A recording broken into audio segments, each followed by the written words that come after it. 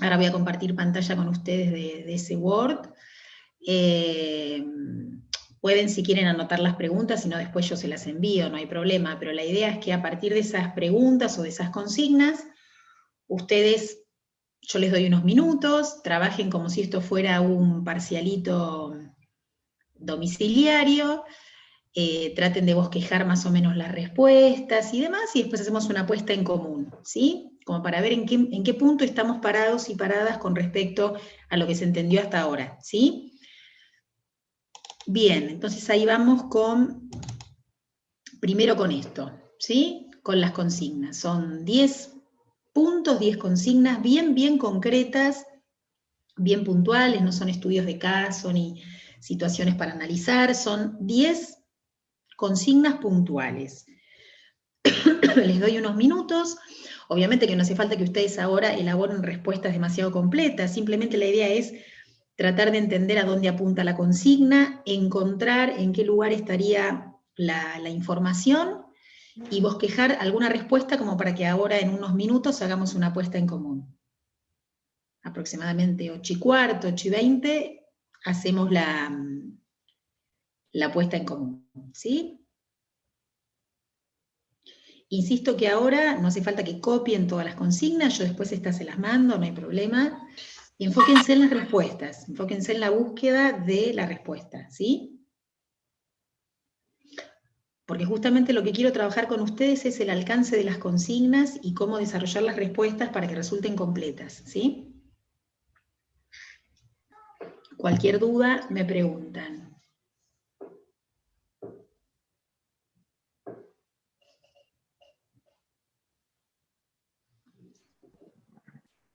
Escuchen entre ustedes y sobre todo que analicemos qué preguntas son textuales de material que está en el PowerPoint y qué preguntas son más inferenciales, es decir, qué preguntas hay que elaborar a partir de la información. No todas tienen la misma calidad en relación a eso, ¿no? Hay algunas que vamos a decir sí, están en tal, en tal PowerPoint, hay un cuadro que marca esto, o hay una información que marca esto, y hay otras que van a ver ustedes que no están directamente escritas en el PowerPoint, pero que las hemos mencionado, las hemos hablado, y surgen a partir de la información escrita. Bueno, vamos a la 1, ¿sí? Señalar 3 diferencias entre arterias y venas. ¿Quién considera que la encontró, que la tiene por ahí? ¿Esta es explícita? ¿Está en la información? ¿Está en el PowerPoint? Profe, si quieres se la digo, no sé si está bien, la encontré Dale, en el Natalie. PowerPoint, en el Dropbox. Dale. Lo que anoté que las arterias sacan la sangre del corazón, tienen una capa muscular y gruesa y están inervadas por el sistema simpático. Está en el Dropbox en una diapositiva. Está buenísimo, perdóname, pero yo te voy a hacer una aclaración. Si la consigna dice señale 3 diferencias, yo te pregunto, Natalín, de las 3 que nombraste, ¿son distintas en las venas? Sí, porque las venas llevan la sangre al corazón, tienen válvulas para facilitar el transporte de sangre al corazón. Esas son las diferencias. La arteria saca la sangre del corazón, la vena lleva la sangre al corazón. Ahí estamos Y bien. la arteria tiene una capa muscular y gruesa y la vena tiene las válvulas para facilitar el transporte de sangre al corazón. Creo que son Buenísimo. diferencias. Todo lo que nombraste es diferencia, pero cuando nombraste por primera vez, dijiste las arterias están inervadas por sistema simpático y las venas. Y en esas dos, Las venas claro, también. las venas también, las dos están Entonces, inervadas por sistema entonces, simpático. eso no es una diferencia. Ok, Todas las otras que nombraste, sí. perfecto. Eh, Esto es interesante, ¿no? En el cuadro aparecen Sí, similitudes y obvio. diferencias. Ahora, si la consigna apunta a diferencias, marcamos cosas que están presentes en una y en otra no, ¿sí? Lo de la capa Ok, muscular gruesa, perfecto, lo de las sí, válvulas, perfecto, porque están las venas y en las arterias no, y lo de claro, que unos vasos salen del corazón y otros llegan también es una diferencia. perfecto. Correcto, perfecto. Faltaría Muy bien. una diferencia más entonces, porque la otra, lo de arterias y venas, o sea, el sistema están inervadas por el sistema simpático, están inervadas por las dos, No, tanto no, por pero nombraste arterias como tres. por venas. Nombraste tres igual, dijiste. Claro, ok, La ok, presencia listo. de válvulas es una. Sí, Perfecto. Está en una y en la otra no. La capa muscular gruesa también está presente en una y en la otra no. Perfecto. Y después que salen y llegan del corazón es otra diferencia. ¿Sí? Perfecto. Listo. Buenísimo. Profe, ¿le puedo hacer una consulta? Sí. Ahí también podría ser la diferencia entre que las arterias van a los vasos más chicos que son arteriolas y las venas a vénulas. Esa puede ser también una... En realidad, claro, son vasos que van disminuyendo su diámetro, lo que cambia es el nombre y la estructura de la pared, ¿no? Que es distinta, correcto. Sí, sí. Okay. Podríamos decir las arterias reciben sangre a mucha presión y las venas no. Esa podría ser otra Claro, diferencia. profe, yo puse que si se cortan las arterias, la sangre sale a presión y a chorros, y en el caso de las venas sale de manera lenta. Buenísimo, o sea, el tipo de circulación también es una diferencia. ¿Cómo? Que las venas tienen presión negativa, por ejemplo. Bien, sí, presión negativa, llegan con presión negativa al corazón, ¿sí? Pero es verdad, el tema de la presión, o sea, la fuerza de la sangre contra la pared es muy distinta en la arteria y en la vena, entonces esa es otra diferencia sustancial. Muy bien. Describan el recorrido del oxígeno. Esta es muy larga y es como a desarrollar, ¿no? Pero bueno, si nosotros quisiéramos hacer como un punteo de dónde a dónde va el oxígeno desde el aire atmosférico hasta llegar a la célula muscular. ¿Cómo sería ese punteo? Primera etapa, o sea, ¿de dónde a dónde va el oxígeno? Va por las vías nasales, la faringe, luego la laringe y los bronquiolos. Eso lo tengo del PDF. Perfecto, la tráquea y los bronquiolos. ¿Ahí a dónde llegaste? ¿A qué lugar anatómico? Al saco alveolar. Bien, bronquiolos, saco alveolar. Todavía ahí estamos en sistema respiratorio. Claro, Del falta saco el alveolar. recorrido de la sangre a Bien, los músculos. del saco alveolar a los capilares sanguíneos. Con diapositiva, profe. ¿Cómo? Esa parte la teníamos hablada, no era con diapositiva, esta parte que estás nombrando. En realidad vos tenés el planteo de las 4 etapas en una diapositiva, porque tenés la ventilación como primera etapa, la hematosis como segunda, que es el intercambio, el transporte en sangre y la llegada a la célula. Esas son las 4 etapas. Acá te está pidiendo que las nombres todas, porque te está diciendo qué recorrido hace el oxígeno desde el aire atmosférico hasta la célula muscular. Entonces tenés que hacer todo el recorrido. Yo haría todo el sistema respiratorio, capilares sanguíneos, venas pulmonares, corazón izquierdo, aorta, capilares, células musculares. Ese sería todo el recorrido, si querés, un poquito más analítico de la molécula de oxígeno, ¿sí? Bien. 3 factores que modifiquen la presión arterial.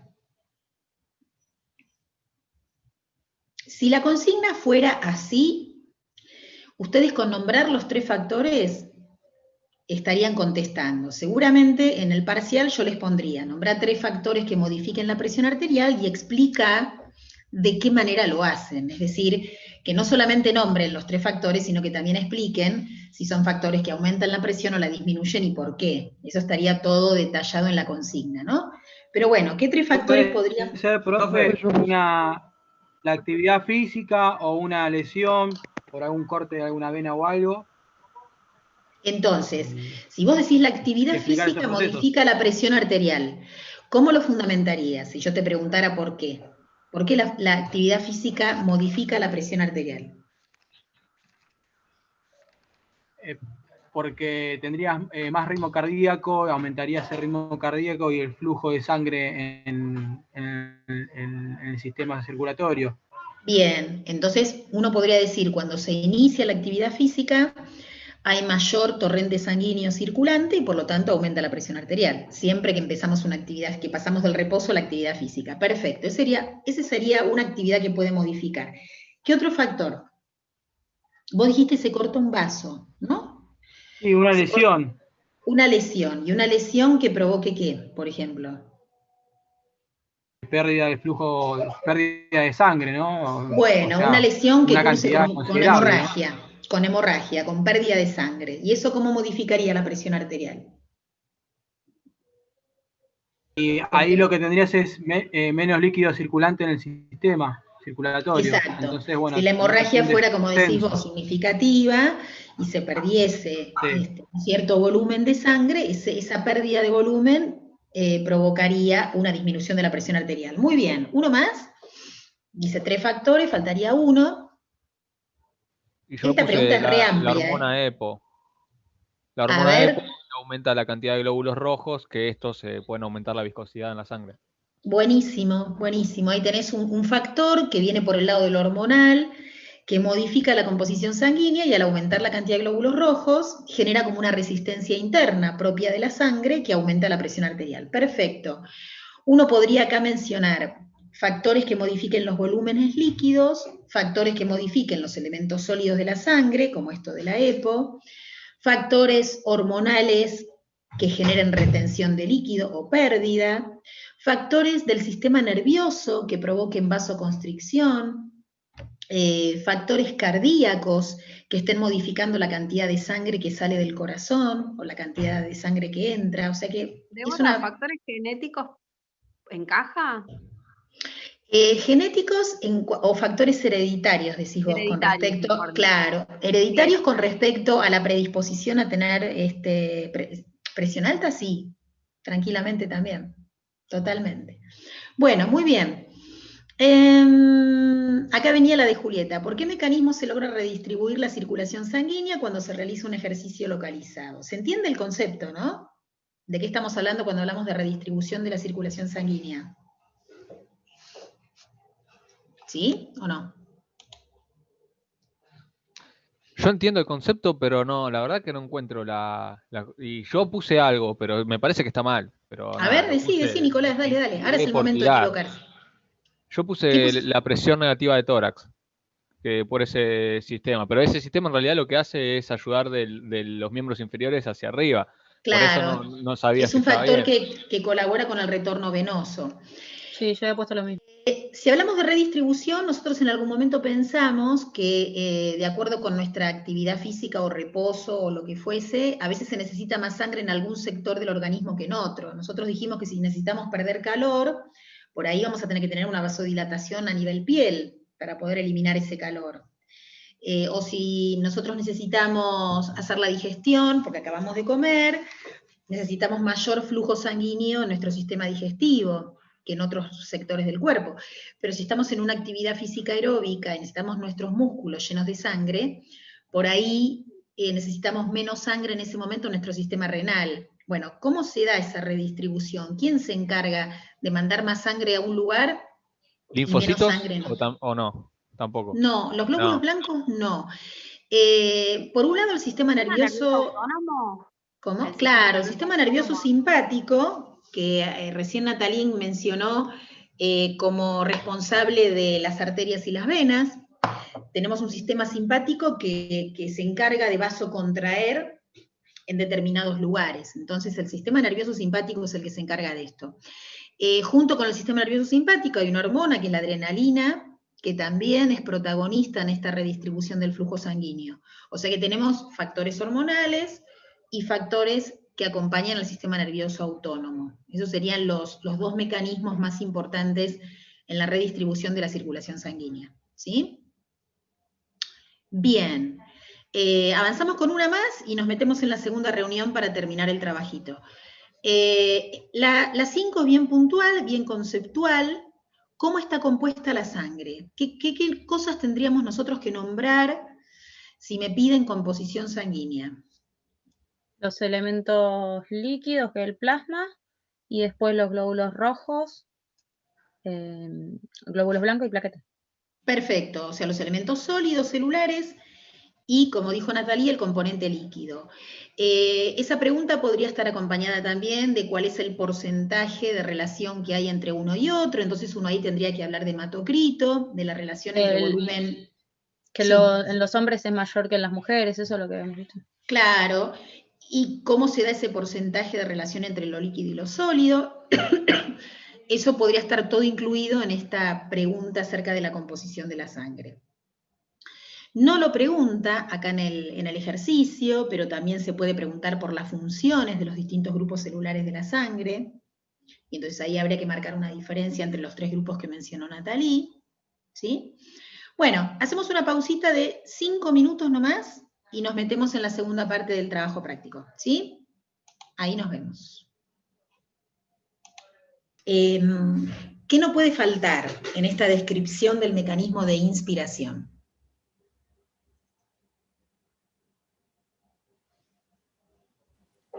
Es una pregunta, claro, es una pregunta que apunta fundamentalmente a lo anatómico funcional de la mecánica respiratoria. Entonces, ¿cómo arrancarían ustedes la descripción? Diafragma que recibe una orden del sistema nervioso. Durante la expiración desciende para aumentar el diámetro vertical de la caja torácica. Perfecto, vamos muy bien. Las costillas se mueven hacia adelante, que es el movimiento de asa de balde, y ahí se aumenta el diámetro antero-posterior del tórax. Perfecto. Pues bueno, los pulmones que están rodeados por la pleura, esta pleura, la externa, está adherida a la caja torácica. Cuando se amplía, en ese momento la arrastra a la pleura, puede ser, ahí tengo como una confusión, a los pulmones. Sí, sí, está perfecto. Arrastra a los pulmones. Claro, te hago un solo elemento ahí, te agrego. La doble pleura que rodea los pulmones tiene una pleura externa y una interna. La externa está adherida a la caja torácica, entonces al moverse, desplazarse la caja torácica, ahí desplaza a partir de la pleura los pulmones. Bien. Ahora repetimos porque, claro, algunos arrancaron recién. ¿Te puedo pedir, Nicolás, que vuelvas a mencionar los pasos que dijiste antes? Sí. El diafragma desciende para aumentar el diámetro vertical de la caja torácica. Sí. Las costillas se mueven hacia adelante, que es el movimiento de asa de balde. Ahí aumenta el diámetro anteroposterior del tórax. Perfecto. Después que los pulmones, que están rodeados por esa membrana de la pleura, que tiene doble hoja, como dijiste vos, una externa. La externa que está adherida arrastra los pulmones al ampliarse, ¿verdad? Hasta ahí. Después tengo algo muy en el aire de los sacos alveolares. Bien, ahí ¿quién puede ayudar a Nicolás a la parte final de la descripción? ¿Qué pasa cuando la pleura es desplazada y entonces los pulmones también se expanden, ¿no? ¿Qué sucede con los sacos alveolares y qué pasa con el aire que está ahí adentro? Nos faltaría, digamos, el último pasito. Yo, profe, puse que se abren los sacos alveolares y la presión de aire que está adentro disminuye. Bien. Después que el aire ingresa por diferencia de presiones, y bueno, como para finalizar, que anoté algo que me pareció importante, que un buen movimiento respiratorio favorece mucho, o movimiento de mi caja torácica, a la respiración que hagamos. Está perfecto, Dylan. Entonces, lo que te faltaba, Nicolás, era la diferencia de presión que se establece entre el aire intraalveolar y el aire atmosférico. Al disminuir la presión intraalveolar del aire, porque el saquito alveolar se abre, y entonces esa fuerza que ejerce el aire contra la pared del alvéolo disminuye, y la presión atmosférica termina siendo más positiva o más alta, podríamos decir, que la presión intraalveolar. Entonces el aire entra. Eso es el key de lo que nos falta, ¿no? Que es la diferencia de presión, para que el aire entre. Correcto.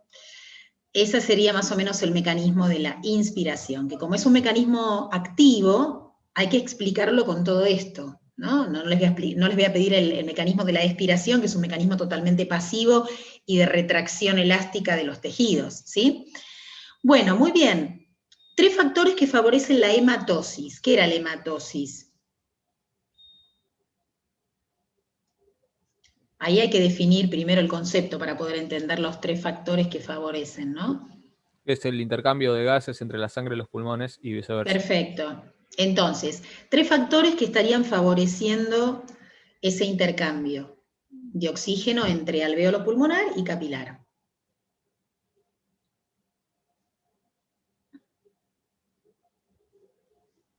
Hay una diapositiva que habla de esto. ¿Cómo? Uno sería la superficie del alvéolo, que es como, no me acuerdo cómo era, si era replegable, que tenía mucha superficie para hacer el intercambio. Exacto. Julieta, ahí para poder decir un factor que favorece la hematosis, vos lo tendrías que expresar como el mayor porcentaje de superficie posible. en buenas condiciones. Ese sería el factor que favorece, que esté toda la membrana respiratoria en buenas condiciones. Ese sería un factor que favorece, porque la membrana de por sí está.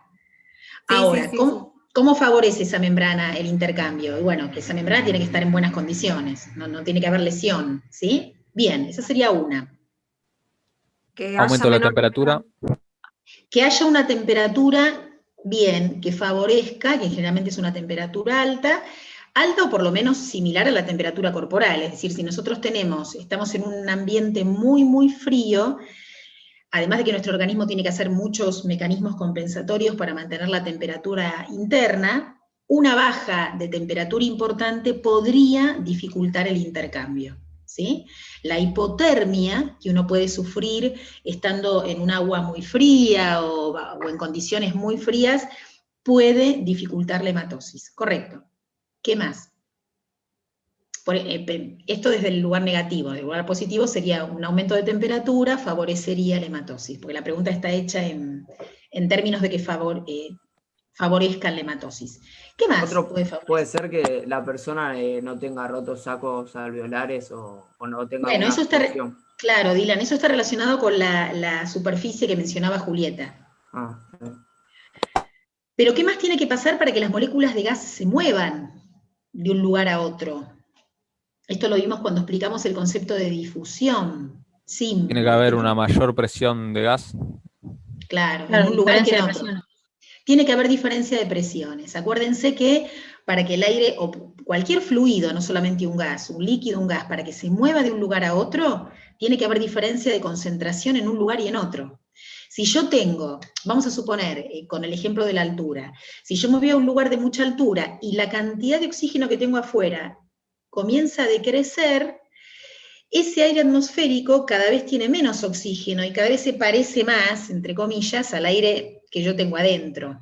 Entonces, al no haber tanta diferencia de presión, ese movimiento de moléculas es más lento, ese movimiento de moléculas no arrastra muchas moléculas y tengo dificultad para el intercambio. Yo tengo que tener mucha presión afuera en relación al oxígeno que tengo adentro en sangre, como para que haya realmente un movimiento de moléculas, ¿sí? Bueno, muy bien. ¿Qué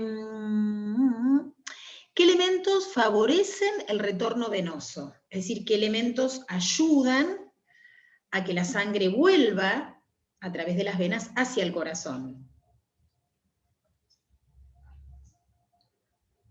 ¿Qué podríamos nombrar? Las válvulas de las venas. Muy bien, las válvulas venosas, perfecto. Es su recorrido de abajo hacia arriba. Bárbaro, las válvulas venosas favorecen. Perfecto, ¿qué más? La posición del cuerpo puede ser también otra... Muy bien, la posición del cuerpo, que si yo lo tuviera que fundamentar, ¿cómo completarías? O sea, si yo te pido que además de nombrar, digas cómo influyen. Si yo estoy acostado, por ejemplo, es mucho más fácil, porque yo estoy parado, la sangre tiene que empujar de alguna manera para arriba para volver, digamos, al corazón y a los pulmones. Perfecto, cualquier posición que me deje en forma indiferente a la acción de la gravedad o en contra de la acción de la gravedad, estaría favoreciendo el retorno venoso. Muy bien, ¿algo más? No sé si está bien, profe, la bomba muscular y la bomba torácica. Perfecto, la bomba muscular en cuanto a la contracción, ¿no? De los músculos esqueléticos. Claro. Y la bomba torácica tenía que ver con esto de la presión negativa del tórax. Del diafragma, sí. Perfecto. Esos son otros dos factores que favorecen el retorno venoso. Correcto, muy, muy bien. Bien, ¿qué indica la frecuencia cardíaca y cómo se relaciona con la actividad física?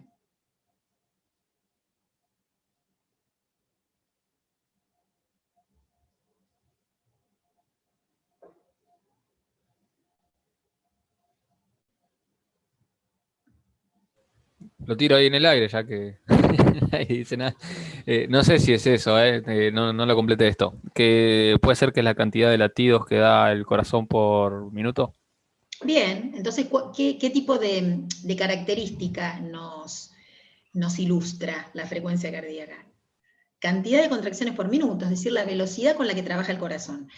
La frecuencia cardíaca no me puede decir por sí sola volúmenes, sanguíneos. No me puede decir si la contracción del corazón es intensa o no, no me habla de fuerza muscular. Lo único que me indica es, como dijo Nicolás, cantidad de contracciones por minuto, velocidad con la que trabaja el corazón. Por eso la frecuencia cardíaca es un parámetro interesante, nosotros de hecho lo medimos a través del pulso y demás, pero no es el único índice importante en la actividad cardiovascular. Ahora, cuando yo pregunto cómo se relaciona con la actividad física, uno tendría que pensar cómo varía la frecuencia cardíaca en relación a los distintos momentos de la actividad física. Entonces, ¿ahí qué podríamos decir? Y durante la actividad física la frecuencia aumenta. Bien, cuando empezamos la frecuencia siempre aumenta, ¿no? Porque tenemos mayor demanda de actividad cardíaca, el corazón empieza a trabajar más rápido. ¿Y después qué sucede según la característica de mi actividad? Y la frecuencia cardíaca, cuando llegas a un momento en que no estás realizando actividad física, comienza a descender. Bien, vos estás hablando del principio, estás hablando de cuando terminamos la actividad. Y en Se estabiliza, profe. Claro, si la actividad en algún momento estabiliza su intensidad, se mantiene a lo largo del tiempo, nosotros tendríamos que tener una meseta, o como dijeron recién, una cierta estabilidad en la frecuencia cardíaca. O sea que no es que el aumento es lineal hasta que termino la actividad, siempre y cuando sea una actividad sostenida en el tiempo, ¿no? Si yo estoy hablando de una actividad intensa, como puede ser un salto o un lanzamiento, prácticamente no puedo estar pensando en la frecuencia cardíaca. Pero si estoy pensando en una actividad aeróbica sostenida en el tiempo, hay un momento en el cual tengo que lograr un equilibrio entre la actividad cardíaca, la demanda de oxígeno y de nutrientes, y la oferta. Y es ahí donde la frecuencia cardíaca se estabiliza. Pero es verdad, Natalie, que cuando termina la actividad hay un descenso que primero es brusco y después también es más lento. Perfecto. Yo no pregunté acá, pero podría preguntar qué factores modifican la frecuencia cardíaca, además de la actividad física y el reposo. ¿Qué factores ustedes podrían mencionar como factores que alteran la frecuencia cardíaca? El miedo. Bien. El miedo. ¿Cómo? El frío. La temperatura, perfecto. Acuérdense que a mayor temperatura, mayor frecuencia cardíaca. Bien. ¿Qué más? Hay factores que son constitutivos de la persona y que a medida que transcurrimos en nuestra vida también se va a modificar la frecuencia cardíaca con la edad. Acuérdense que no tenemos la misma frecuencia cardíaca a lo largo de toda la vida. ¿El sexo también? El sexo como factor constitutivo también marca diferencias. El nivel que tengamos de entrenamiento. Bien, el nivel de entrenamiento. Acuérdense de la bradicardia en reposo de las personas entrenadas. O sea que según por donde miren, hay distintas maneras de pensar esta alteración de la frecuencia cardíaca, ¿sí? Un desbalance hormonal, acuérdense de la tiroides, por ejemplo, que era la glándula que regulaba la velocidad del metabolismo celular, está muy ligada a las variaciones de frecuencia cardíaca, ¿sí? Bueno, muy bien. Perdón, Débora, perdón. Cuando preguntás cuándo se relaciona con la actividad física, que decían los chicos de cuando empezás, que aumenta, sí, etcétera. Uno no podría decir sino también que el tema de la disminución de la presión arterial en reposo, o sea, eso no podría ser como un factor que se relaciona con la actividad. Claro.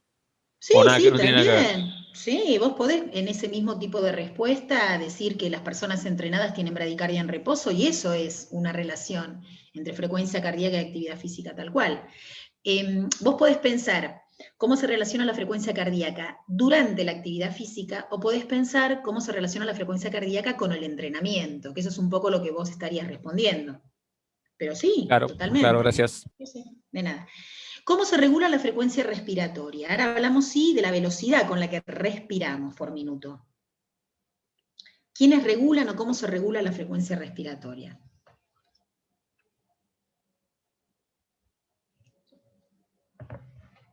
Yo podría haber preguntado también cómo se regula la frecuencia cardíaca, para que ustedes mencionen el componente central, a través del sistema autónomo, y también el componente eléctrico propio del corazón. Eso si estuviéramos hablando de frecuencia cardíaca. ¿Se acuerdan las células marcapaso y demás? Ahora, ¿cómo se regula la frecuencia respiratoria? A través del sistema nervioso simpático. Bien, hay una parte del sistema nervioso autónomo que también regula la frecuencia respiratoria. Ahora, también tenemos una doble, digamos, regulación respiratoria. ¿Por qué? Una es voluntaria. Claro, tenemos un control voluntario de la respiración, que eso se daba gracias al centro vulvar, ¿se acuerdan? El centro respiratorio vulvar, que si bien nos mantenía un cierto ritmo respiratorio básico, nosotros sobre ese ritmo podemos generar modificaciones, y modificaciones voluntarias. Esto que dijimos de poder inspirar o expirar en determinada cantidad de tiempos, de poder hacer apnea cuando necesitamos, retener el aire. Entonces hay un doble mecanismo, un mecanismo voluntario y un mecanismo involuntario.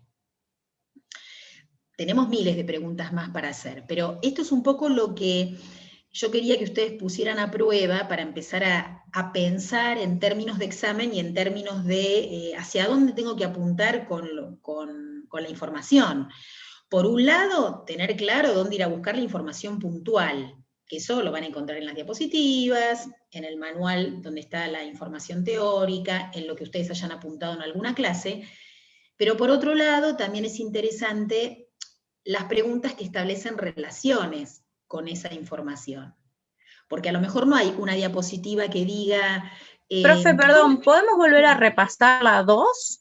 Que teníamos ahí la del todo el recorrido del oxígeno. Oxígeno, por si me falta algo. Sí, dale. El recorrido del oxígeno vos lo tenés que tomar desde el aire, todo el recorrido por sistema respiratorio, que eso es la fase 1, la de ventilación. Ahí nombrás todos los órganos del sistema respiratorio hasta llegar a los sacos alveolares. Después tenés el pasaje del oxígeno del saco alveolar al capilar sanguíneo, y ahí tenés el concepto de hematosis, que era la segunda etapa. ¿Sí? Después tenés el recorrido del oxígeno en sangre.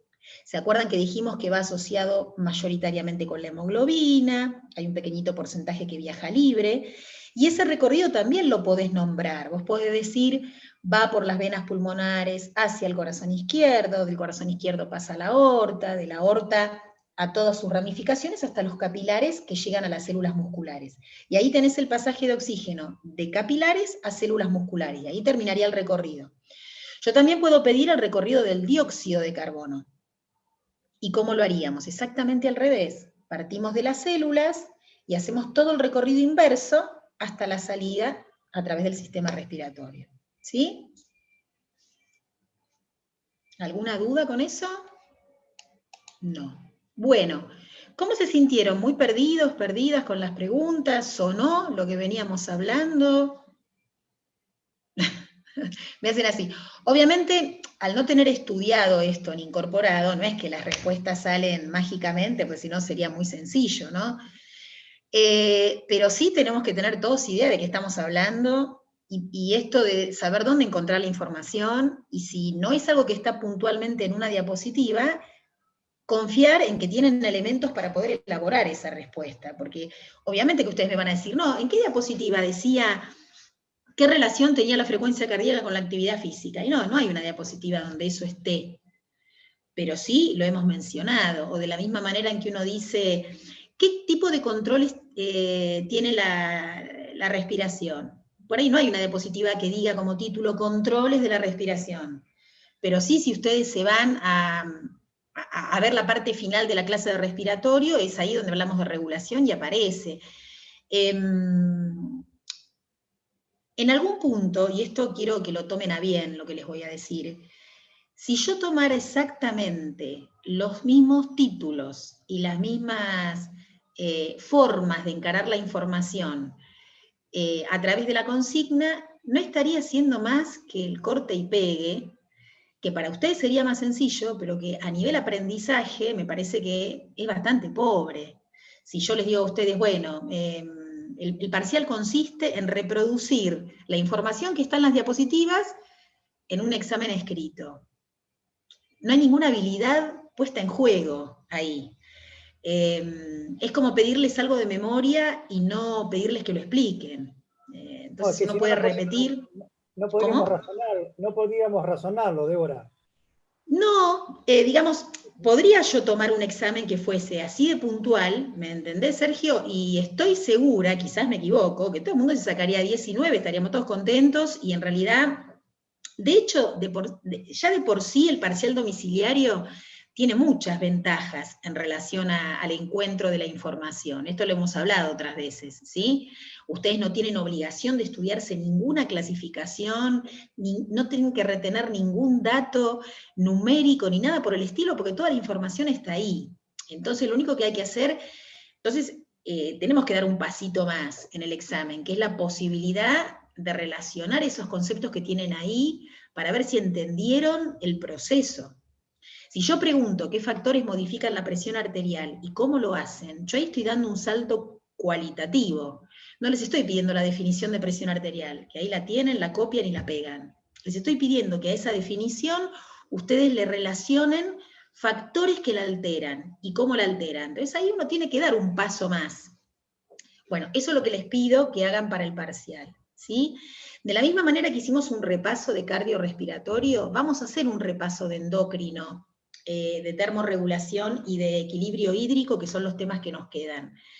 Porque a mí me parece importante que ustedes puedan poner en juego esto como entrenamiento para lo que es el parcial, ¿sí? Y no solo para el parcial, como entrenamiento para la vida, porque en definitiva lo que ustedes van a tener que hacer el día de mañana con sus alumnos y alumnas es establecer relaciones entre lo que esa persona le pase y lo que ustedes le van a tener que brindar. Lo que decimos siempre, uno puede copiar recetas, puede copiar listas de ejercicios que están divinas y que armó otra persona, y yo agarro esa lista y trato de aplicársela a mi alumno. Eso es una manera de trabajar, y es cuestionable para mí, pero digamos, uno puede hacer eso, o uno puede tomarse el trabajo de ver en qué momento de su vida está esa persona, cuál es su estado físico actual, cuál es la historia de esa persona a nivel corporal, y armar un plan que tenga que ver con esa persona. Y eso requiere otro tipo de análisis. Eso no requiere copiar y pegar, eso requiere mirar, a evaluar y tomar decisiones. Y eso implica mucho más esfuerzo. Por lo tanto, a mí me parece que en estas materias, aunque sean de corte biológico, y tengan un objeto de estudio bastante, podríamos decir, yo siempre digo que esto está más cercano a la matemática o a una ciencia más exacta de lo que puede estar una materia humanística, porque el cuerpo humano, si bien es tremendamente difícil de entender, es bastante concreto. Entonces, no hay mucha manera de que yo les haga preguntas que ustedes no tengan la información ahí a mano. Pero sí me interesa que ustedes puedan establecer relaciones, y eso es el objetivo fundamental del parcial, y el objetivo fundamental para los que tengan que rendir final, que es poder establecer relaciones, dar un pasito más allá. Que yo pueda ahora en este segundo parcial, que no lo hicimos en el primero, presentarles un caso de una persona con determinadas características, y que ustedes a partir de esas características pueden decirme, yo a esta persona este tipo de actividad no se la daría, y esta sí. ¿Por qué? Y un fundamento. Eso la verdad que sería como el gran objetivo. Por ejemplo, lo hago con respecto a cardiovascular. Con esto vamos a cerrar después la segunda reunión, y en la tercera vamos a terminar de hablar de hormonas. Pero la pregunta sería, que no lo puse en este trabajo porque era bastante puntual, pero yo podría decir, bueno, tengo una persona mayor, vamos a poner 70 años, que quiere hacer actividad física, me contrata como personal o me contrata como su profesor o profesora, una persona que quiere lograr mejorar su capacidad de resistencia, quiere mejorar su estado físico general, bueno, y los contrata a ustedes para eso. Entonces ustedes tienen que armar una ficha en la cual, ¿qué le preguntarían? ¿Qué tendrían? Se los hago re amplio esto, ¿no? Sería mucho más puntual en el examen, pero digamos, ¿qué le preguntarían? ¿Qué tendrían en cuenta? ¿Qué preguntas les resultaría a ustedes clave para entender algunas cuestiones de algunos sistemas? ¿Qué tipo de estudios le pedirían dentro de ese apto médico que hay que tener para trabajar legalmente? ¿Qué les parecería importante conocer de esa persona? Entonces, bueno, Ahí es donde uno empieza a jugar con lo que vio en la materia, fundamentando esto. El ejercicio lo hago ahora, lo hago en forma concreta. Así que escucho. ¿Qué tendrían en cuenta? ¿Qué le preguntarían? ¿Qué cosas en esa ficha llenarían? Bueno, la edad, le preguntaría también si tiene afecciones o enfermedades crónicas. Le preguntaría qué actividades realizó durante su vida, su historial clínico en las lesiones. Bien, historia de Le pediría lesiones. un electrocardiograma y un análisis de sangre. Bien. ¿Qué te parece que te arrojaría el electrocardiograma, Natalie, o el análisis de sangre? Bueno, el electrocardiograma, obviamente, el funcionamiento que tiene su sistema circulatorio con respecto a, por ejemplo, si tiene algún soplo o alguna de ese tipo de cosas. Vamos a aclarar no que soy médico, pero bien. bueno, es un Eso dato te iba importante. a decir. Pero bueno, el electrocardiograma, que seguramente se lo va a pedir el médico que le haga el apto médico, en el mejor de los casos. De hecho, creo que no le darían un apto si tiene ese tipo de... Va a arrojar la actividad eléctrica del corazón. Nada más que la actividad eléctrica. Esto lo aclaro porque muchas veces suceden cosas a nivel cardiovascular. ¿No? Exacto, Una una ergometría. ergometría te va a arrojar más datos para el esfuerzo físico que el electro solo, ¿sí? Sí, también. Muy bien. En un análisis sanguíneo, ¿qué podría llegar a aparecer que nos llame la atención? Profe, una consulta. ¿Cuál sería la diferencia entre una ergometría y un ecoestrés? Un ecoestrés. Mira, no lo tengo claro el ecoestrés, pero ¿qué diferencia tiene con una ergometría de esfuerzo? Me suena que tiene que ver con una ergometría de esfuerzo, pero por ahí hay algún otro elemento que yo no lo pesco. Te lo averiguo, Verónica, porque la verdad que no, ni idea cómo es el ecoestrés. Lo que pasa es que eco me suena a ecografía, pero no sé si esto tiene que ver con... No sé, te diría algo que no sé, pero lo averiguamos. Ahora lo anoto para acá, porque además tengo la respuesta de cuerpos cetónicos que me preguntaron la clase pasada, así que me tengo que ir acordando lo que me preguntan. Bueno, ¿qué miraríamos? Saturación de oxígeno en sangre, bien, cantidad de hemoglobina, ¿se acuerdan que esto lo dijimos? Cantidad de hemoglobina, cantidad de glóbulos rojos, tanto la hemoglobina como los glóbulos rojos, para ver si eso está bien. ¿Qué pasa con los glóbulos blancos? ¿Están normales o hay algún tipo de foco infeccioso o algo? ¿Sí? ¿Qué pasa con el hematocrito? ¿Es una sangre que está bien en cuanto a viscoelasticidad o está muy líquida? ¿Es una persona que está tomando anticoagulantes por algún motivo? Tengo que saberlo. Bien. Carlos había dicho su historia, qué actividades deportivas hizo, la historia de lesiones. También ¿sí? la actividad que realiza normalmente. Bien, ¿cómo es su día? ¿Cómo es su día? ¿Es una persona que está trabajando, un trabajador Alimentación activo? también. Su alimentación, cuáles son sus hábitos en los tiempos libres, si es una persona que duerme bien, si tiene buenos ciclos, ahora lo vamos a ver en la próxima reunión porque vamos a hablar de ritmos circadianos, una persona que tiene buenas etapas de sueño y de vigilia, o suele tener problemas para dormir. Podríamos indagar un montón de cosas, pero lo importante es que indaguemos cosas que nos den elementos interesantes para armar el plan. No preguntar por preguntar, podríamos armar hojas con cuestionarios, pero sí preguntas que a nosotros nos tiren datos interesantes. No es lo mismo trabajar con una persona que no duerme bien y que sabemos que viene con cierto cansancio que una persona que descansa bien. Vamos a ver que son cosas distintas. Dijimos que no es lo mismo una persona que tiene un ritmo parejo de horas de trabajo a una persona que tiene ciclos muy distintos a lo largo del mes. Bueno, son todas cosas importantes, ¿sí?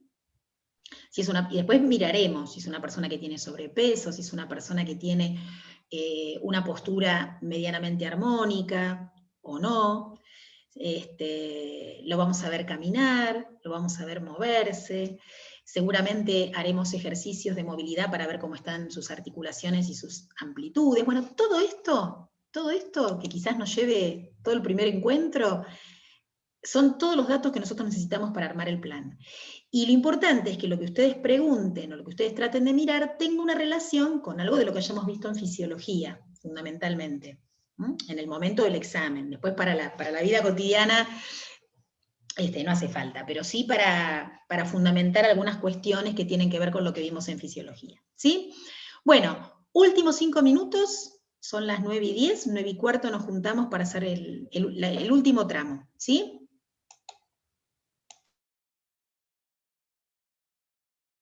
De conectar, de lo que vimos la clase pasada, un sistema endocrino mediado por glándulas, que estas glándulas son órganos que fabrican hormonas, que las hormonas son sustancias químicas que viajan en sangre hasta los órganos blancos o células blancas donde actúan, que el mecanismo de acción hormonal incluye a esta hormona que viaja por sangre y receptores que están en las células de los órganos blancos que reconocen esas hormonas, ¿sí? Hasta ahí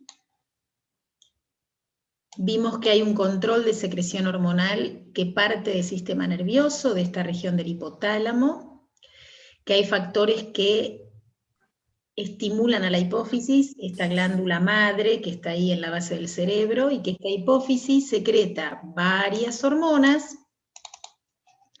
algunas de su zona anterior y otras de su zona posterior, que van a impactar algunas en otras glándulas y otras en el resto del cuerpo.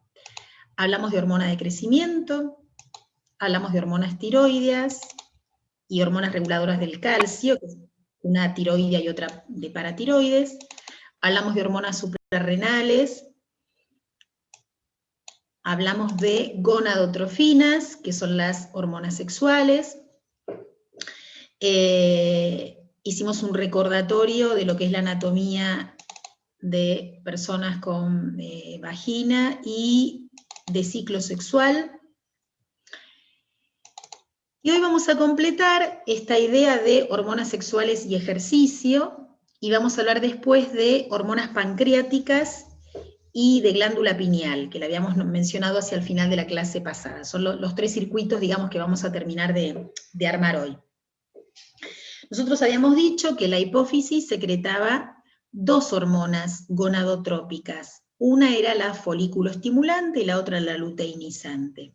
Eran hormonas que impactaban sobre ovarios y testículos, en todos los seres humanos. Lo que cambiaba de unos a otros era la proporción en que estas hormonas actuaban. Y a su vez los ovarios secretan estrógenos. Entonces las personas que tenemos secreción de estrógenos, sobre todo en una parte de nuestra vida,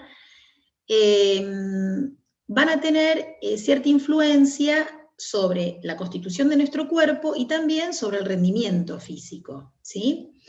También se ha comprobado que la actividad física, sobre todo en los niveles de alto rendimiento, provocan alteraciones en el ciclo sexual. Entonces, se ha detectado amenorrea, que es la desaparición de la menstruación, o atraso en la aparición de la menarca, que es la primera menstruación en atletas entrenadas. Por ejemplo, en algunas disciplinas como la gimnasia deportiva, artística y demás, donde las chicas empiezan a muy temprana edad, con altos niveles de estimulación de actividad física, esa primera menstruación puede estar retrasada, ¿sí? Es interesante, creo que por acá lo puse, se cree que el retraso de esta aparición de la primera menstruación tiene que ver con una adaptación del hipotálamo con el objetivo de evitar la fecundación en periodos de intensa actividad física. ¿Se acuerdan que el hipotálamo era la estructura del sistema nervioso central que regulaba, entre otras cosas, la actividad sexual, las actividades básicas del ser humano? Bueno, aparentemente el exceso de actividad física inhibe la actividad del hipotálamo, y entonces de esa manera el hipotálamo inhibe a la hipófisis, y la hipófisis inhibe su producción de folículo estimulante y luteinizante. Sería como un pequeño mecanismo de retroalimentación negativa, dado la gran exigencia física. Por otro lado, otro de los factores que puede alterar el rendimiento físico es justamente alguna consecuencia de la menstruación. Las personas que tienen hemorragias prolongadas, o sea, menstruaciones que les duran varios días y que a lo mejor cursan con mucha pérdida de sangre, pueden tener de manera transitoria o de manera crónica anemias ferropénicas, es decir, ferropénica, yo puse ferropénica acá. Es decir, Anemias, recordemos que tienen que ver con la disminución de glóbulos rojos, pero también a veces no se trata solo de una pérdida de glóbulos rojos, sino también de una pérdida de hierro y por lo tanto dificultades en la formación de la molécula de hemoglobina. Esto es lo que tienen las anemias ferropénicas, ¿sí? Al tener un déficit de hierro, hay una dificultad para sintetizar la molécula de hemoglobina. Por otro lado, el uso de anticonceptivos orales marcan un descenso en la capacidad aeróbica máxima, esto está comprobado mediante estudios. Hay mucho uso de anticonceptivos orales en el deporte de alto rendimiento, porque justamente lo que se trata de controlar a veces son las fechas de los ciclos sexuales en relación a las fechas de las competencias. Entonces, este uso que se hace del anticonceptivo oral justamente para controlar cuándo la persona menstrua o no menstrua, a largo plazo puede provocar ciertas consecuencias, entre ellas un descenso de la capacidad aeróbica máxima. Esto es interesante a tenerlo en cuenta, ¿sí? Bueno, vimos también que había una glándula, esta creo que la llegamos a mencionar, sí, la mencionamos la semana pasada, la glándula pineal, que está ubicada acá como en la base de nuestro encéfalo, que recibe estimulación del hipotálamo y que contribuye a regular el llamado reloj biológico del cuerpo. Vimos que es una glándula que se estimula con la oscuridad, y esa oscuridad secreta una hormona que se llama melatonina, que es una hormona que induce al sueño, ¿sí? Entonces, de alguna manera, estar expuesto o expuesta a horas de luz y a horas de oscuridad, a nosotros nos va a determinar la producción o no de esta hormona que es la melatonina. ¿A qué llamamos ritmo circadiano? El ritmo circadiano son los cambios físicos, mentales y conductuales que uno tiene a lo largo de un día de 24 horas, principalmente determinado por las horas de luz y las horas de oscuridad. Nosotros sabemos que en el ser humano el uso de lo que nosotros hacemos de nuestra vida en función de las horas de luz y oscuridad puede variar, porque lo podemos variar a voluntad. De hecho, hay personas que suelen estudiar de noche o trabajar de noche, o que son noctámbulas, es decir, que tienen una actividad más intensa de noche que de día, y viceversa. Pero lo que tenemos que tener en cuenta es que más allá de nuestra elección propia y de nuestros gustos, hay una base fisiológica que nos predispone a descansar mejor en los horarios donde la luz diurna disminuye. Es decir, si nosotros sabemos que, entre otras, la hormona melatonina se secreta con la oscuridad, nosotros vamos a tener picos de esa hormona durante la noche. Y entonces va a ser más fácil para nuestro organismo naturalmente conciliar el descanso con las horas de esa disminución de la luz. De hecho, muchas veces las personas que viajan y cambian usos horarios, ese cambio de horario altera bastante el sueño, porque nuestro reloj biológico está sintonizado con el horario del lugar donde partimos, y cuando llegamos y atravesamos varios usos horarios y llegamos a un lugar donde tendríamos que estar durmiendo, pero en realidad es de día, nuestro cuerpo va a seguir funcionando con el reloj biológico que nosotros sintonizamos antes de partir. Entonces vamos a tener cansancio en el momento en que hubiéramos dormido acá en Buenos Aires, por ejemplo. Vamos a tener hambre en los horarios en que hubiéramos comido acá. Sin embargo, si nosotros tenemos que adaptarnos a un nuevo ritmo, porque estamos en otro país y los horarios variaron, le vamos a tener que dar a nuestro cuerpo un periodo de adaptación. Vamos a tener que volver a sintonizar ese reloj biológico, ¿sí? Entonces, el reloj principal en el cerebro que coordina todos los relojes biológicos tiene que ver justamente con un lugar que se llama núcleo supraquiasmático, que está ubicado muy cerquita del hipotálamo, ¿sí? Que recibe información directa de los ojos, es decir, que recibe información directa de esto de horas de luz y horas de oscuridad.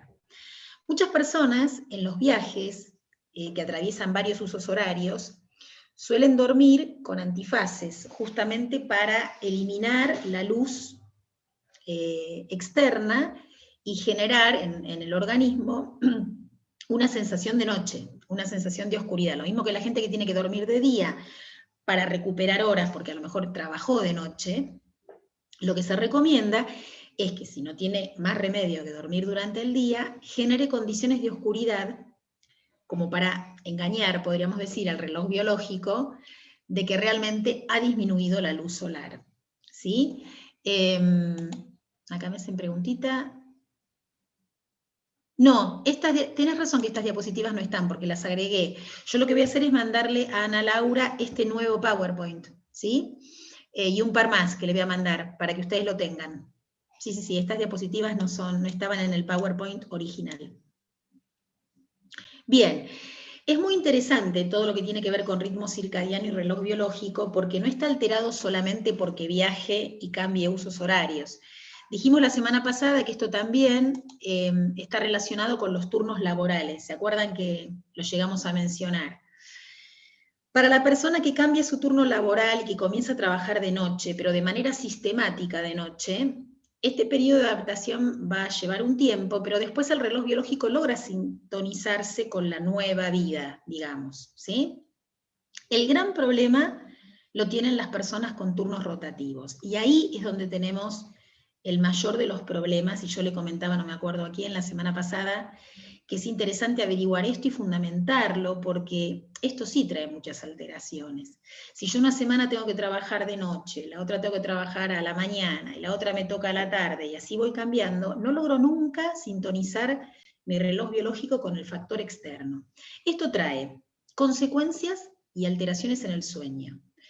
Alteraciones metabólicas fundamentales, porque las hormonas tienen distintos picos a lo largo del día de mayor secreción y menor secreción. Si yo le vivo cambiando el estímulo a la hormona, a la glándula que tiene que secretar esa hormona, le vivo modificando el ritmo, ¿sí? Por otro lado, hay alteraciones también en cuanto a niveles de fatiga y de cansancio. La persona nunca logra recuperarse del todo de la actividad que estuvo realizando, ¿sí? Profe, le hago una consulta sobre esto, antes de cambiemos de tema. ¿Al empleador le conviene tener a alguien así?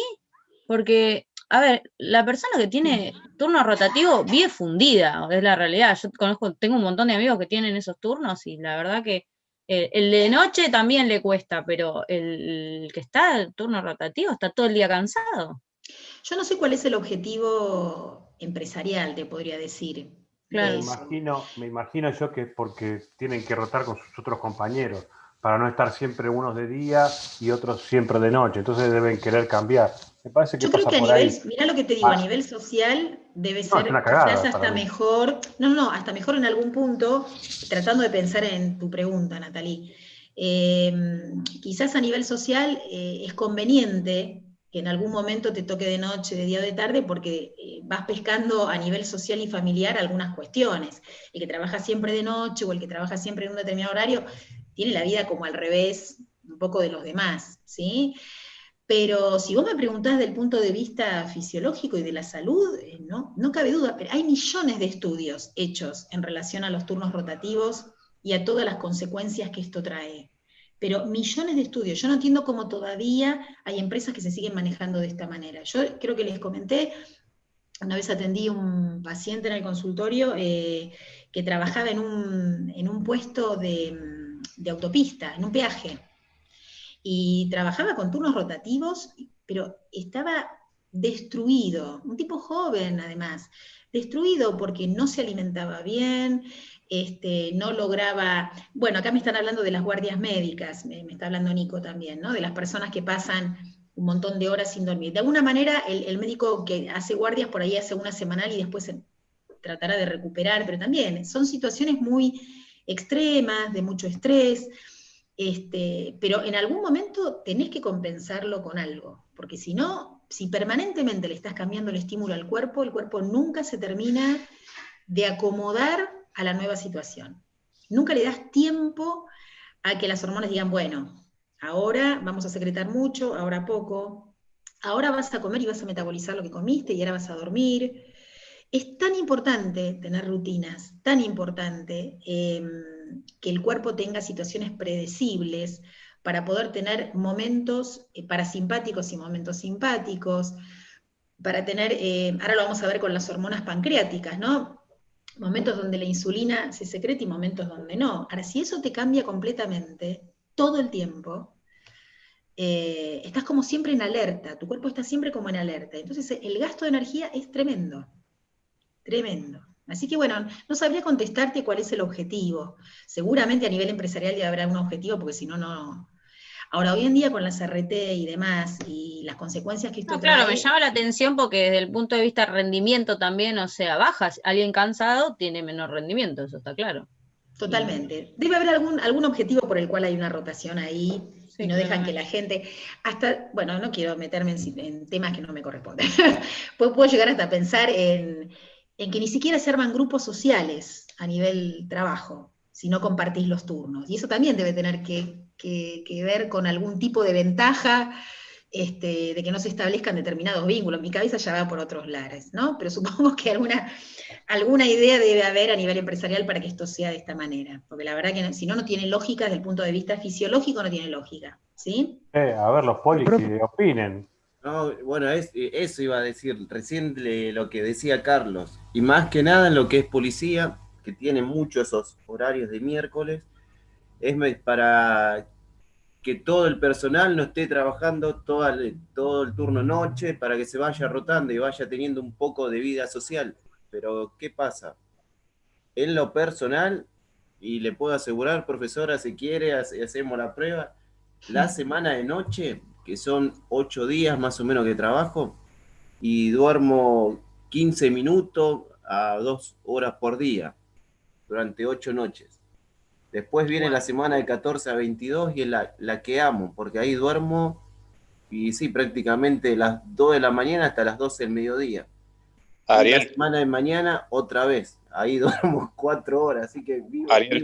¿Cambiás cada 8 días, Ariel, el turno? No, por ahí son 8 días a la noche, después son 4 días a la tarde, tengo 4 días franco que me la paso durmiendo, franco largo, 4 días durmiendo, y después empiezo 5 días a la mañana, que ahí Ariel. duermo también malísimo. Claro. Sí. Ariel, mirá, yo te comento algo. Yo antes trabajaba fijo de noche. Bueno, yo también ya todos saben, ¿no? Yo también soy policía. Yo antes trabajaba fijo de noche, ¿sí? ¿Qué pasa? Al trabajar fijo de noche, el cuerpo ya se acostumbra, vamos a decir, ¿no? Y realmente si trabajás fijo de noche tenés vida social, podés. El tema son los horarios rotativos que hacen ustedes hoy en día. No da, ¿viste? ¿Qué pasa? ¿Qué me pasó a mí? Yo, por ejemplo, que estuve muchos años trabajando de noche, cuando cambié de horario y fui a trabajar de día, me agarró tipo taquicardia, que obviamente fui al médico, y me dijo que era por el cambio de trabajo, el cambio de horario. A la semana se me fue. Pero es mejor quedarse fijo en un horario, no estar rotando, desde mi punto de vista, ¿no? Totalmente. Sí. No, y más que nada porque me pongo a pensar en eso, pues no es normal que duerma, le vuelvo a repetir, hay veces que duermo 15 minutos y en un día, voy a decir, ¿cómo es posible? Estoy muerto, no puedo dormir, y dormí 10, 15 minutos y chao, ya recuperé al 100% y sigo, hasta que me agarra sueño de vuelta y por ahí, con suerte, 2 horas duermo, como mucho, y otra vez arranco, pero sé que Claro, no es muy saludable. Vos pensá, Ariel, que es como si tu cuerpo vos lo sintonizaras con un determinado reloj, después se lo volvés a cambiar y el cuerpo todavía, digamos por inercia, sigue respondiendo al esquema inicial. Entonces, yo te comentaba lo de los viajes. Yo viajo, atravieso un montón de usos horarios, llego a un lugar donde yo tendría que estar durmiendo porque es de noche y me muero de sueño, pero por ahí llegué a las 3 de la tarde. Lo que pasa es que tu cuerpo va a seguir respondiendo al esquema anterior. Por eso quizás los primeros días, cuando cambiás el turno, el cuerpo sigue registrando lo anterior, no lo nuevo. Bueno, es interesante, lamentablemente que ustedes lo vivan en carne propia, pero para estudiar y para en algún momento plantearlo, porque me parece que si esto tiene que ver con el rendimiento, como decía Natalie, tiene que ver con tener empleados que estén en buenas condiciones, bueno, el tipo de trabajo y la estructura del trabajo te tiene que asegurar esas buenas condiciones. Vos no podés estar haciendo tu trabajo ni con sueño, ni con acelere, ni con cansancio, digamos, tendrías que estar en buenas condiciones. Por lo tanto, lo que dijo Daniel es verdad, a veces es preferible tener un cambio de horario, pero permanente, y no, como yo les decía, estos cambios rotativos, ¿sí? No los voy Profe, a... Sí. Perdón, una consulta también en relación al funcionamiento de esta hormona. ¿Cómo funciona el cuerpo en la gente que son no videntes? Con este tema de la luz y demás. Está buenísima tu pregunta, está buenísima tu pregunta. La luz igual son longitudes de onda y, digamos, vibraciones. Esto se percibe no solamente a través de los ojos, sino también a través de otro tipo de receptores. Pero mira, es súper interesante tu pregunta, porque yo no sabría decirte hasta qué punto la falta de estimulación visual puede incidir en la producción de melatonina. Yo lo que siento es que en realidad la vibración lumínica la percibimos a través de otros receptores, pero habría que ver qué pasa con lo que no ingresa a través del nervio óptico, que es lo que tiene conexión con este núcleo supraquiasmático, ¿no? Esto que yo les nombraba recién. Claro. Te lo averiguo, me encantó Seguramente la pregunta. Con el tiempo se debe ir desarrollando digamos, deben percibir mucho más, eso que quizás nosotros de manera visual y ellos no, esto que decía de las vibraciones lumínicas, quizás con el tiempo se va desarrollando y lo perciben, digamos, de mejor manera, imagino. Y además esto tiene que ver también, el reloj biológico que nosotros tenemos también influye en relación al ciclo de 24 horas. Hay hormonas, por ejemplo, que tienen su pico de secreción a las 10 de la mañana o a las 5 de la tarde. Digamos, tienen picos, ¿sí? La hormona de crecimiento, por ejemplo. Entonces, esto tiene mucho que ver con la manera en que vos distribuís tus actividades y tu descanso a lo largo de 24 horas. Y esto va para videntes y no videntes. Pero tiene que ver con los hábitos. Volvemos a lo mismo. Porque vos más o menos desayunás a una determinada hora, vas a tener un pico de insulina a determinada hora. Ahora, si yo estoy cambiando todo el tiempo a lo largo del día mis horarios de ingesta, por ejemplo, ya ahí genero cambios hormonales, porque voy a tener hormonas que van a estar actuando en determinados momentos, en distintos momentos del día. No quería entretenerlos mucho con esto para que no se haga tan tarde, pero sí... Profe, sí. ¿le puedo sumar alguito? Por ejemplo, también hay un cambio grande, como decía usted, por el tema de los viajes, en las latitudes polares. Yo estuve en la Antártida y el hecho de que es de día muchas horas, digamos, hay mucha luz, eso te cambia también el ritmo. Es como que te querés dormir porque sabés que son las 2:30 de la mañana, pero hay luz como las 6 de la tarde y no podés. ¿Cuánto tiempo estuviste en la Antártida, Natalie? 2 meses y medio. No, ¿por qué? ¿Qué haces? ¿A qué te dedicas? Yo era militar, era naval, y bueno, fui a navegar con el Irizar allá. Y hacer el relevamiento de las bases, y teníamos un montón de problemas de cambio de humor también por el tema de la alteración del sueño. Mira vos. Hay gente que, o sea, se hace, de hecho, cuando vas, se hace un estudio antes de ir, se hacen un montón de estudios de la parte, por ejemplo, de lo que es el oído, porque cambia todo, es zarpado. Y le digo, sí, altera el humor, es como que por más que vos salís y ves que es de día, querés dormir. O sea, llega un momento en el que decís, che, son las 2 de la mañana, quiero dormir. Es impresionante, ¿no? Cómo te condiciona sí, te cambia. La luz solar o la no luz solar. ¡Wow! ¡Qué interesante, Natalie! Bueno, no les voy a presentar hoy insulina y glucagón, porque esto da para más. Les voy a pedir lo siguiente para la clase que viene. Por más que la clase que viene nosotros vamos a hablar de hidratación, vamos a empezar a hablar del sistema excretor, de qué manera incorporamos líquidos y eliminamos líquidos. Y esto también está muy relacionado con hormonas, porque vamos a volver a tocar las hormonas que retienen líquidos y las que no. Vamos a dejar insulina y glucagón, que son hormonas pancreáticas que están fuera del circuito de la hipófisis, porque estas no dependen de la hipófisis. Las vamos a dejar para la clase que viene. Y yo les voy a pedir, voy a averiguar lo de las personas no videntes, que me quedó ahí, me parece sumamente interesante. Todo lo que puedan ustedes encontrar como información de estos relojes biológicos y ritmos circadianos, o que si encuentran algún artículo que les resulte interesante o alguna información que les parezca interesante, le pido que la traigan la semana que viene. Vamos a darle letra acá los compañeros que están trabajando a turnos rotativos, para que tengan algún fundamento de lo que están haciendo, y vamos a hablar de insulina y glucagón. Entonces, todas aquellas personas que tengan conocimiento de alguien que padezca diabetes y demás, vamos a relacionarlo con la patología para poder entender cómo funcionan estas hormonas en la normalidad, ¿sí? Con qué están relacionadas la insulina y el glucagón, que es con el consumo de glucosa. Vamos a entonces terminar el capítulo de endocrino la semana que viene, y nos metemos en hidratación. Bueno, nos vemos entonces la semana que viene, ¿sí? Nos quedan algunas cositas, y me quedó pendiente también el tema de los cuerpos cetónicos, que no me acuerdo quién. Sí, yo había preguntado, profe, ¿le puedo sumar algo más? ¿Cómo no? O la mato. ¿Por qué se le dice al intestino el segundo cerebro? Perfecta. Ya, eso, los fundamentos y eso. Sí, te contesto algo ahora como titular, pero lo vemos la semana que viene, ¿sí?